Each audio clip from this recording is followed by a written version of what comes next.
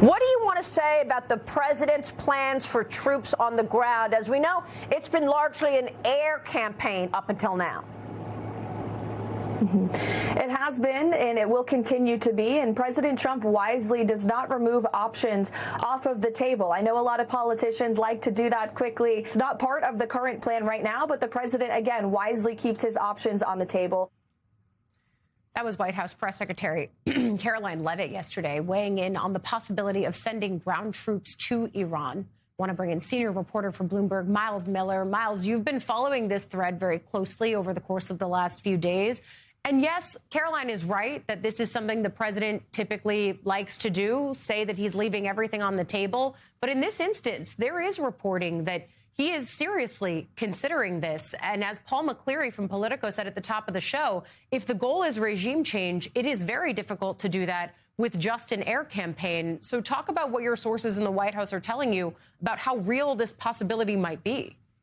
Yeah, we got a great line of reporting and a story that was in Bloomberg yesterday, specifically about putting folks on the ground, special forces, in an effort to take uranium that's not yet been enriched. And this seems like while this may not be the path that they take ultimately, what this seems to be is a path towards getting the Supreme Leader's son, who's now taken power, to get to a point of capitulation, right? So boots on the ground only in this effort to take uranium is the stated goal, but really it's mainly to figure out whether or not they could actually make sure that the Supreme Leader's son does not actually take power. And I think the thing that was really interesting to hear from the president last night in some of the reporting was that the Supreme Leader's son won't last long.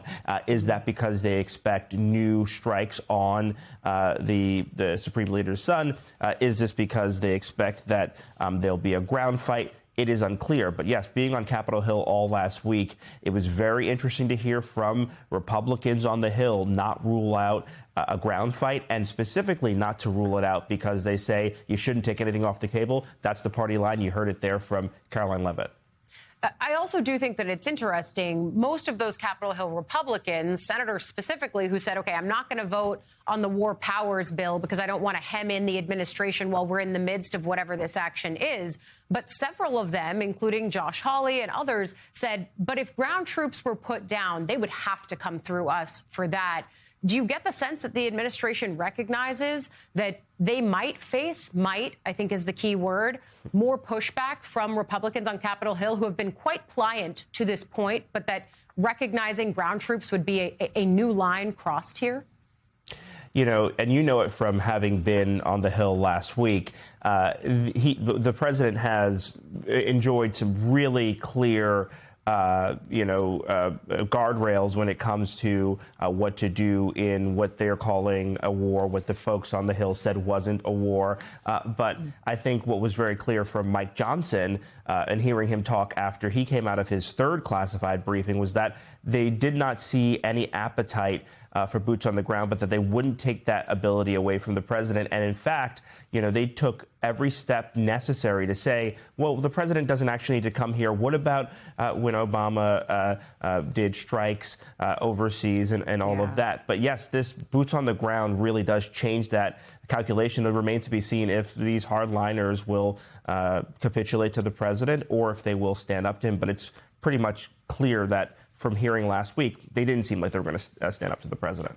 Yeah, the Libya strikes comparison does continue coming up. We'll keep close eye on that. But there was also some other news over the weekend that you were following. A homemade bomb was thrown just steps away from New York City Mayor Zohran Mamdani's official residence during a violent clash at a protest on Saturday.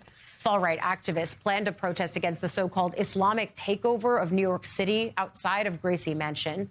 Counter-protesters clashed with the group, and one of them threw two objects into the air, including a device that was lit on fire. NYPD Police Commissioner Jessica Tisch confirmed the object was an improvised explosive device. Two counter-protesters were arrested in connection to the device the same day.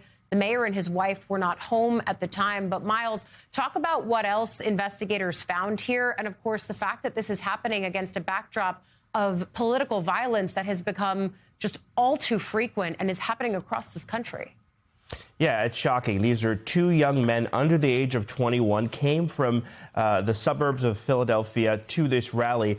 They told investigators, in our reporting, we learned is that they told investigators that they were incited by Jake Lang and his anti-Muslim protests. And that's the reason why they brought the canisters. These were energy drinks filled with explosive materials. They threw them at the crowd.